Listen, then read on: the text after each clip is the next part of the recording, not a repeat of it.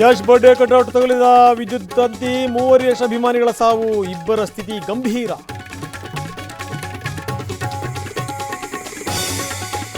ಜೆಟ್ಲ್ಯಾಗ್ pub open ಪ್ರಕರಣ, ಪಾರ್ಟಿಯಲ್ಲಿ ಭಾಗಿಯಾಗಿದ್ದವರಿಗೆ ಖಾಕಿ ಬುಲಾವ್, ದರ್ಶನ್ ಸೇರಿದಂತೆ 8 ಜನರಿಗೆ ನೋಟಿಸ್.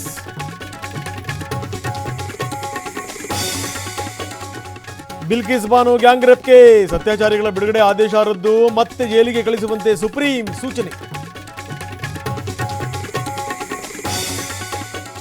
ಕೆಆರ್ಎಸ್ ಸುತ್ತಮುತ್ತ ಗಣಿಗಾರಿಕೆ ನಿರ್ಬಂಧ, 20 ಕಿಲೋಮೀಟರ್ ವ್ಯಾಪ್ತಿಯಲ್ಲಿ ನಿಷೇಧಾಜ್ಞೆ, ಹೈಕೋರ್ಟ್ ಮಹತ್ವದ ಆದೇಶ.